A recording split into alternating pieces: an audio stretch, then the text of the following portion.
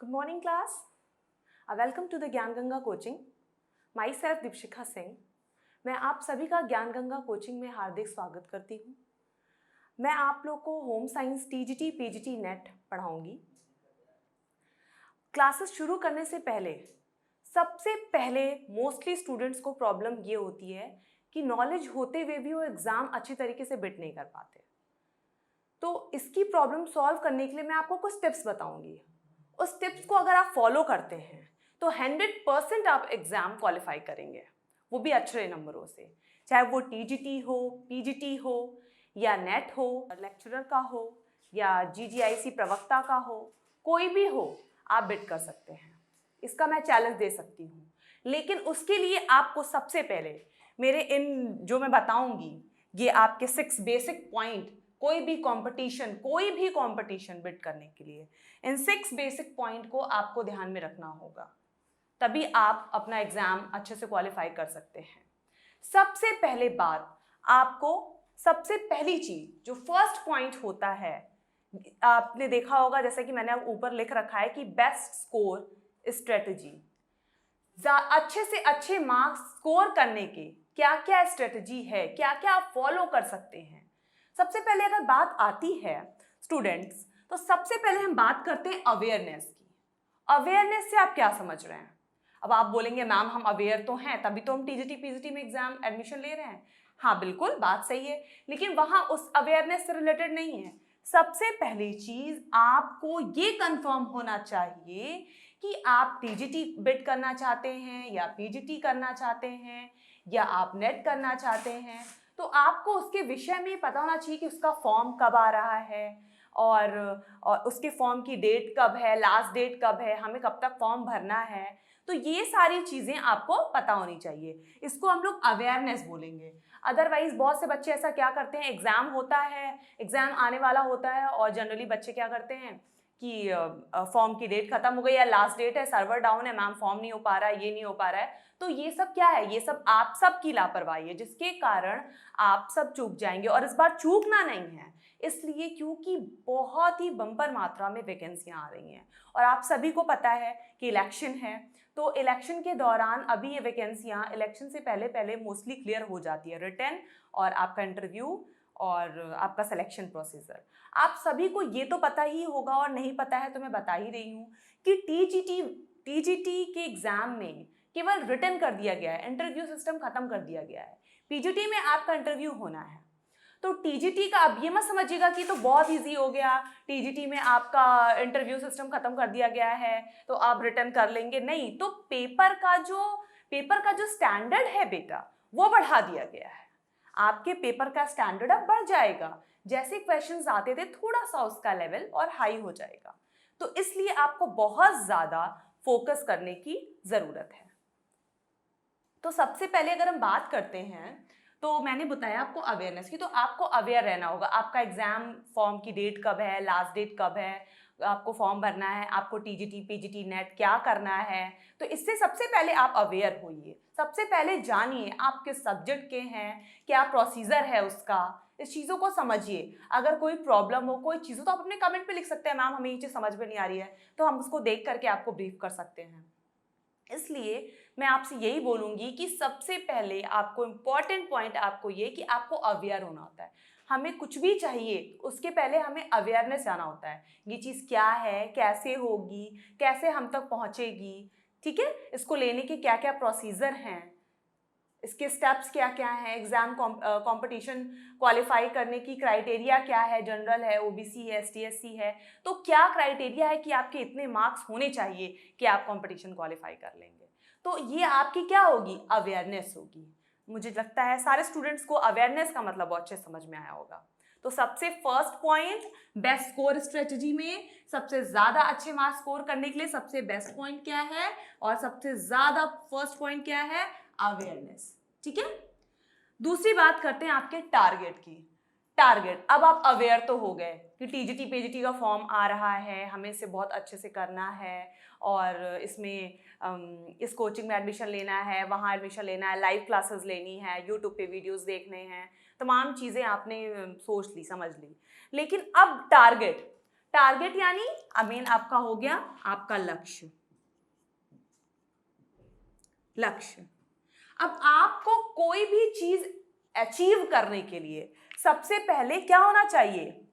Target होना चाहिए, जुनून होना चाहिए कि हमें ये चीज प्राप्त करनी ही है। बिल्कुल भी नेगेटिव नहीं होना है, अरे मैम पेपर तो बहुत टफ आता है, कैसे होगा, या इतने क्वेश्चंस हमें नहीं आते, हम पढ़ने में बहुत अच्छे नहीं है, ऐसा ये सब कुछ नहीं होता है। आप प्रॉपर अपनी स्टडी अच्छे तरीके से करिए, आप 100% सक्सेस होंगे, इसमें कोई भी शक नहीं है। ठीक है, तो सबसे पहले जब आप अवेयर हो गए तो उसके बाद आपको टारगेट करना है, अपना एक लक्ष्य बनाना है कि मुझे 2020 पीजीटी टीजीटी बिट करना है, अच्छे मार्क्स के साथ मुझे सिलेक्शन लेना है।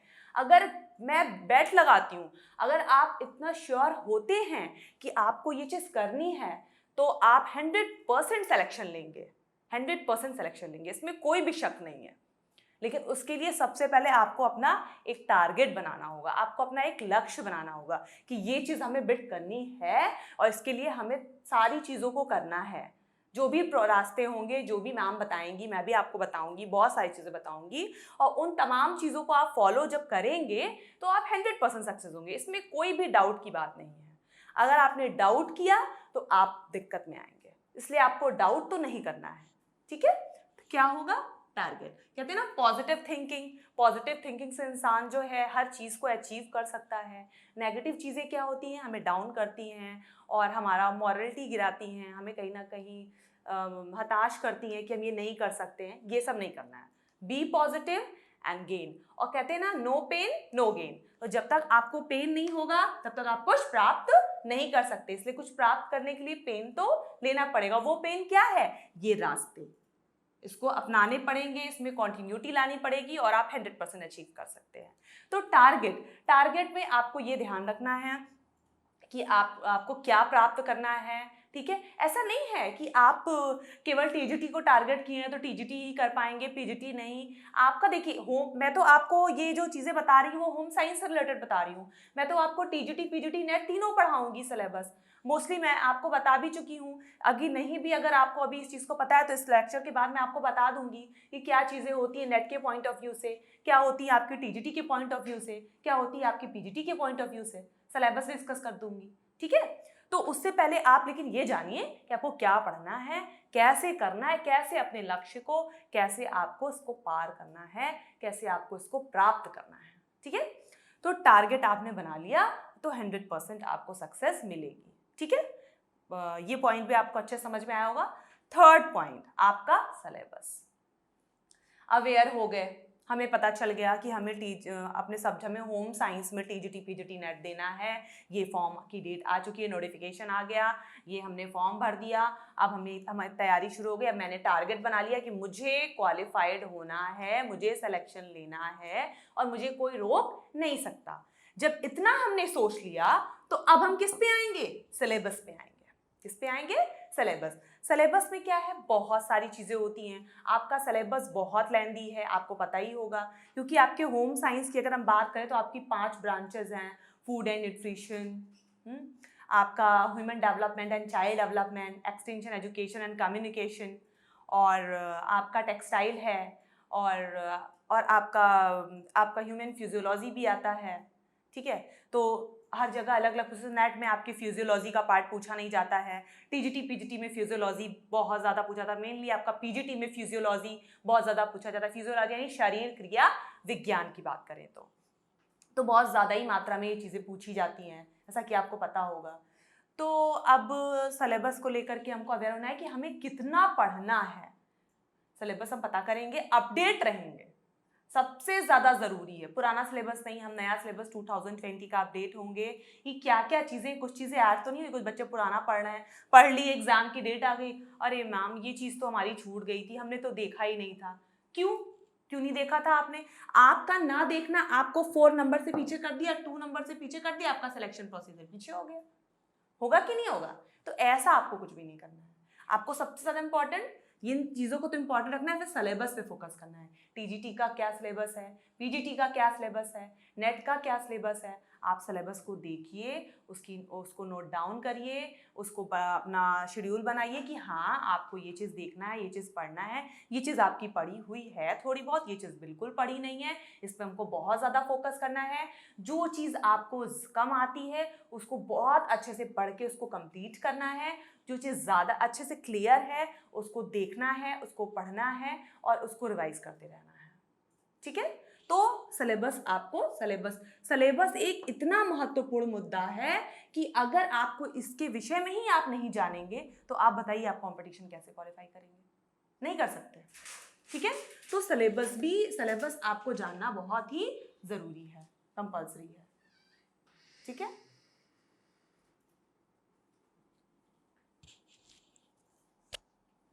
नेक्स्ट हम बात करेंगे, आपकी सिलेबस आपने देख लिया, अब हम बात करेंगे डेली क्लासेस की। डेली क्लासेस, तो डेली क्लासेस अब बहुत कंपल्सरी, आपको ये पता होना चाहिए कि किसी भी चीज को अचीव करने के लिए उसमें कॉन्टिन्यूटी होनी चाहिए, कॉन्टिजेंसी होनी चाहिए, लगातार वो काम करते रहना चाहिए। अगर एक दिन आप डेली क्लासेस, आप पर डे क्लासेस लीजिए, पर डे अपने कोर्स को देखिए, आप 100% सक्सेस होंगे। एक दिन आ रहे हैं, एक दिन नहीं आ रहे हैं, 2 दिन बीमार हैं, ये काम है वो काम है, ऐसे नहीं मिलती कोई भी चीज। मैंने बोला ना, जुनून चाहिए, नो पेन नो गेन। जब तक आपको पेन नहीं होगा, जब तक आप कोई चीज़ प्राप्त नहीं कर सकते। इसलिए आपको इन चीज़ों को अचीव करने के लिए, इन चीज़ों को पाने के लिए आपको सबसे ज़्यादा ज़रूरी क्या है, डेली की क्लासेस। डेली क्लासेस आप कैसे, आप रोज़ यहाँ आइए, ऑफलाइन क्लासेस ऑनलाइन क्लासेस दोनों ही सुविधा उपलब्ध है, लेकिन अभी आपको डेली क्लासेस आप बहुत अच्छे से पढ़ सकते हैं, रेगुलर चीज़ें आप कर सकते हैं। देखिए, आप लाइव क्लासेस लेने के लिए यहाँ आ करके पढ़ने में बहुत फ़र्क होता है। आजकल सब लोग ये बोल रहे हैं ऑनलाइन क्लासेस दीजिए, ऑनलाइन करिए, लेकिन मेरी बात मानिए, तो आप आ करके पढ़िए। जब आप आ करके चीज़ों को पढ़ते हैं, देखते हैं, लगातार आपका कंपटीशन बढ़ता है, आपके फ्रेंड सर्कल के साथ ग्रुप डिस्कशन होता है, इन सारी चीज़ों को जब आप फॉलो करते हैं तो आप कोई भी कंपटीशन को बिट कर सकते हैं। डेली आप आएंगे, आपकी क्वेरीज होंगी, आपकी क्वेरीज सॉल्व होंगी, मैम ये चीज़ समझ में नहीं आई, ये चीज़ नहीं समझ में आया, बिल्कुल जो चीज़ जहाँ समझ में नहीं आ रही वो चीज़ वहाँ क्लियर होगी। ग्रुप डिस्कशन होगा, मेरे आने से पहले आप थोड़ा ग्रुप डिस्कशन करिए, मैम ने कल ये पढ़ाया था, चलो उस पर क्वेश्चन डिस्कस करते हैं, पूछते हैं क्या पढ़ते थे, क्या चीज़ें हुई थी, थोड़ा डिस्कशन करते हैं, ये चीज़ कैसे होती है, कार्बोहाइड्रेट क्या है, कार्बोहाइड्रेट क्या करता है, क्या काम करता है, अच्छा इसके सोर्सेज क्या हैं, ये तमाम चीज़ें हम लोग डिस्कस करते हैं। ठीक है, तो आप इससे क्या होता है, डेली क्लासेस से आपको पता है कि कुछ बच्चे ऐसे होते हैं जो घर बैठ के शिक्षा ग्रहण करते हैं, कुछ बच्चे ऐसे होते हैं जो रेगुलर आके पढ़ते हैं, और आप मानिए इस बात को, जो बच्चे रेगुलर आके पढ़ते हैं उनकी पर्सनालिटी, उनकी लैंग्वेज, उनका कंपटीशन बिल्कुल डिफरेंट होता है, 100% डिफरेंट होगा। मजबूरी कुछ लोग को आने को नहीं मिलता है, तमाम चीजें हैं, मैं वो बात नहीं कह रही हूँ, हर किसी की अपनी मजबूरियां हैं, लेकिन कुछ लोग मजबूर ना होते हुए भी नहीं आना चाहते, ऐसा कुछ भी नहीं है। आप अवेयर रहिए, कोरोना चल रहा है, मैं मान रही हूँ तमाम चीज़ें हैं, लेकिन आप अवेयर रह करके, मास्क लगा के, सैनिटाइजर यूज़ करके, तमाम चीज़ों को करके आप कोचिंग आइए और डेली क्लासेस लीजिए और आप 100% सक्सेस होंगे, 100%। घर बैठ के पढ़ने से मैं ये नहीं कहूँगी घर बैठ के पढ़ेंगे तो सक्सेस नहीं होंगे, हो सकते हैं, लेकिन चांसेस ज़्यादा किसकी है, जो रोज़ आके प्रॉपर अच्छे तरीके से क्लास ले रहा है, क्लासेस कर रहा है, क्वेश्चंस पूछ रहा है और उसको सॉल्व कर रहा है, ग्रुप डिस्कशन कर रहा है। ये तमाम चीज़ें क्या करती हैं, आपको आपके लक्ष्य तक पहुंचाने में आपको हेल्प करती हैं। तो आप लोग क्लियर हैं, डेली क्लासेस का मतलब समझ में आया आप लोग को? ठीक है, तो डेली क्लासेस से आपकी कंटिन्यूटी बनी रहती है और आप अपडेट रहते हैं, क्या चीज़ें हो रही हैं, क्या करना है, क्या बचा है। ठीक है, फिर आपका आता है टाइम टेबल। अब आप अवेयर हो गए, आपने अपना टारगेट बना लिया कि आपको क्या अचीव करना है, फिर आपने सिलेबस देख लिया कि आपको क्या क्या पढ़ना है, फिर आपने सिलेबस देखने के बाद आप कोचिंग आ गए, आपने डेली क्लासेस अटेंड कर ली। अब क्या करोगे, अब आप ये करेंगे, अब आप टाइम टेबल बनाएंगे। Time table, ma'am time table बनाने की क्या ज़रूरत है, हम तो आ ही रहे हैं, पढ़ रहे हैं, जब मन होगा तब पढ़ लेंगे, नहीं। कहते हैं ना कि डिसिप्लिन बहुत इंपॉर्टेंट पार्ट है हमारी लाइफ का, तो डिसिप्लिन होना बहुत ज़रूरी है। जब आपका टाइम टेबल बनेगा तो आप डिसिप्लिन्ड होंगे। केवल बनाने से कुछ, देखिए मैं ये नहीं कहूँगी कि आप 8 घंटे पढ़िए, आप 9 घंटे पढ़िए, आप 5 घंटे पढ़िए, मैं ये नहीं बोलूँगी। मैं आपसे ये कहूँगी आप 2 घंटे पढ़िए, आप 3 घंटे पढ़िए, जितना भी आप देर पढ़ रहे हैं उतनी देर अपना पूरा कंसंट्रेशन करके, अपने सब्जेक्ट को देख करके, समझ करके, कॉन्सेप्ट क्लियर करते हुए चलिए। याद नहीं करना है, याद करने के पॉइंट ऑफ व्यू से जो पॉइंट्स होते हैं वो आपको याद करना है, लेकिन आपको कॉन्सेप्ट क्लियर करना है कि कैसे है ये चीज, कैसे बन रही है। जैसे हीमो और ग्लोबिन, तो हीमो मतलब क्या हुआ प्लस ग्लोबिन मतलब क्या हुआ। हीमो यानी आयरन, ग्लोबिन यानी प्रोटीन की मात्रा है, तो यानी कि आयरन और प्रोटीन दोनों की क्वांटिटी जब मिल गई तो हीमोग्लोबिन बन गया। ठीक है, इस तरीके से जब आप कॉन्सेप्ट क्लियर करके जब पढ़ेंगे तो आप ही बताइए, आपको कोई रोक सकता है? कोई नहीं रोक सकता है। इसलिए कॉन्सेप्ट क्लियर करके अपनी स्टडी आप स्टार्ट करिए, अपनी स्टडी आप कंटिन्यू करिए और आप अपने लक्ष्य को अचीव करिए। तो टाइम टेबल बनाएंगे आप। टाइम टेबल कैसे बनाएंगे? टाइम टेबल देखिए, टाइम टेबल बनाने का बहुत अच्छा तरीका मैं आपको बताती हूँ। सबसे पहले आप अपना शेड्यूल बना लीजिए, आप कब फ्री हैं। देखिए, मॉर्निंग की स्टडी बहुत अच्छी मानी जाती है। आप मॉर्निंग में वो चीज़ों को रखिए जो चीज़ें आपको लर्न करनी है। जैसे कि आपने रख लिया, आपको टेबल याद करनी है, आरडीए का चार्ट याद करना है, कितनी कैलोरी चाहिए, कितनी प्रोटीन चाहिए, ये सब चीज़ें हो गई। विटामिन्स में कौन कौन से डिजीजेज हो रही हैं, कौन से विटामिन की कमी से क्या हो रहा है। अच्छा, कुछ आपके पार्ट्स, फिजियोलॉजी के पार्ट्स हो गए, इससे ये कौन सा डिजीज हो रही है। ये तमाम चीज़ें जो लर्निंग पॉइंट ऑफ व्यू से है वो आप मॉर्निंग में करिए। फिर आपने दोपहर, आप कुछ देर के बाद अपना टाइम टेबल शेड्यूल उसको वो करके अपनी पढ़ाई कंटिन्यू करिए। फिर उसके बाद हर मतलब 2-2 घंटे पढ़ते रहिए और 2-2 घंटे में पढ़ने के बाद उसके बाद थोड़ा ब्रेक दीजिए, फिर पढ़िए। अब ये नहीं करना है हमें। कुछ बच्चे क्या करते हैं, अरे मैम अभी तो समय है, अभी तो लास्ट अक्टूबर में बोला गया है कि फॉर्म आएगा, अभी तो फॉर्म भी नहीं आया है, जब तक फॉर्म नहीं आएगा तब तक अपनी पढ़ाई में स्टार्ट करेंगे। ये सब कुछ नहीं करना है। ये सब जो करते हैं वो सोचते रह जाते हैं, उनका नहीं हो पाता, क्योंकि वो बैठे रहते हैं। कहते हैं ना, काल करे सो आज कर, आज करे सो अब। मतलब कि आपको जो काम करना है आप अभी करिए, उसको कल के लिए नहीं टालिए। ठीक है, अगर आप अभी से लग जाएंगे, अब आप टीजीटी पीजीटी नेट क्वालिफाई करने के लिए अभी से अगर आप लग जाते हैं तो 100% आपका सिलेक्शन होगा, इसको कोई रोक नहीं सकता।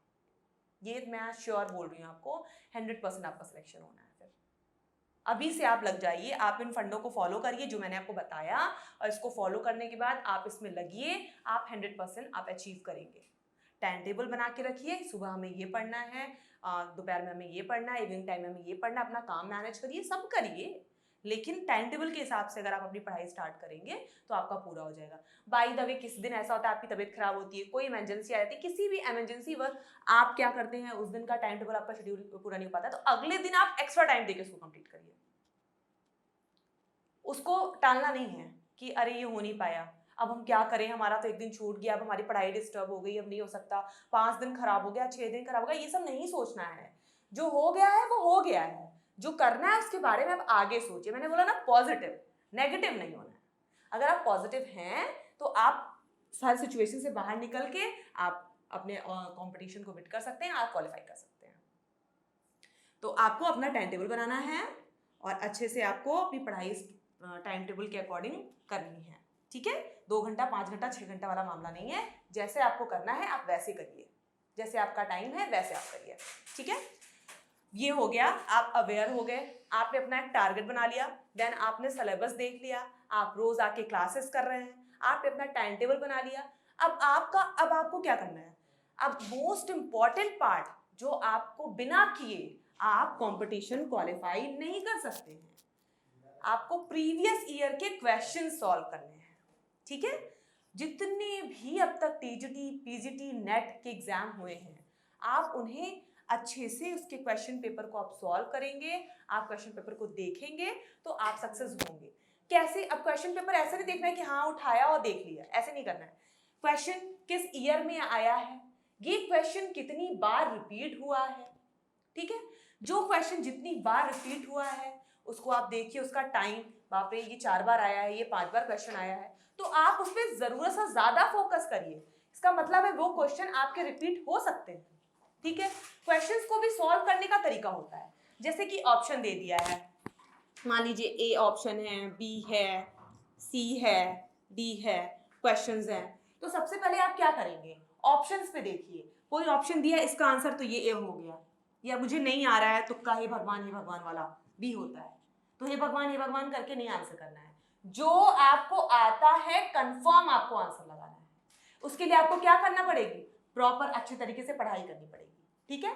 फिर दूसरी चीज आपकी क्या हो जाती है, किस ऑप्शंस पे भी कमांड करना है कि अच्छा इस वाले का आंसर तो ए हुआ, तो बी वाले का क्या मतलब होगा, सी वाले का क्या मतलब होगा, डी वाले का क्या मतलब होगा। जब आप ऑप्शंस पे भी अच्छे से कमांड करेंगे, जब आप ऑप्शंस को भी अच्छे से देखेंगे, तो आपका वो क्वेश्चन और उसके साथ जो ऑप्शंस है जितने, उस ऑप्शंस के साथ जो क्वेश्चन बन सकते हैं उसमें भी आपकी प्रैक्टिस अच्छी हो जाएगी।